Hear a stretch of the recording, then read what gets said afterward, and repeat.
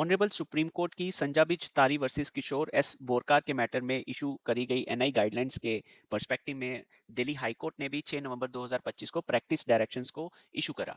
इस practice direction में जो सिनॉप्सिस के रिलेशन में गाइडलाइन इशू हुई हैं वो ये है कि लगभग आपको अब 7 एंट्रीज जो है सिनॉप्सिस में डालनी पड़ेगी। First entry would be particulars of the parties, जो कि हम पहले भी डालते थे। कंप्लेनेंट कौन है, एक्यूज कौन है, अगर एक्यूज्ड एक कंपनी या फर्म है तो उसका registered address, name of the managing director या partner, name of the signatory जो कि चेक डिसऑनर चेक पे था, as well as name of the persons vicarious liable. उन सारी इन व्यक्तियों की डिटेल्स जो है आपको अब इस सिनॉप्सिस में ही देनी है।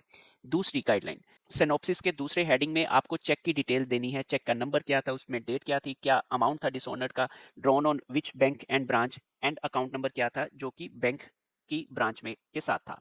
तीसरी हेडिंग आपको डिसऑनर्ड रिलेशन के बारे में देनी है कि डेट ऑफ प्रेजेंटेशन कब करी कंप्लेनेंट ने बैंक में, चेक कब सबमिट करा, और जब चेक डिसऑनर हो गया तो डेट ऑफ रिटर्न मेमो क्या थी, उसके बाद branch where the cheque was dishonoured उसके बारे में आपको बताना पड़ेगा, और रीजंस ऑफ डिसऑनर क्या था कि इनसफिशिएंट अमाउंट्स थे या stopped by the drawer of the cheque. ये सारी डिटेल्स आपको सिनॉप्सिस में ही डालनी पड़ेगी। सिनॉप्सिस का चौथा सेक्शन है स्टैट्यूटरी नोटिस के बारे में, जो आप डिमांड नोटिस भेजते हो। आपने डेट ऑफ नोटिस कब गया, मोड ऑफ सर्विस क्या थी, स्पीड पोस्ट के थ्रू भेजा, कोरियर के थ्रू भेजा, then date of the dispatch and tracking number, कब आपने भेजा उसको नोटिस को, और उसकी पूरी ट्रैकिंग डिटेल्स आपको फाइल करनी है। Proof of the delivery and date of delivery, अगर ये नोटिस सर्व हो गया है तो कब मिला एक्यूज पर्सन को, उसकी पूरी detail, proof of the delivery as well as the date of delivery भी आपको डालना है।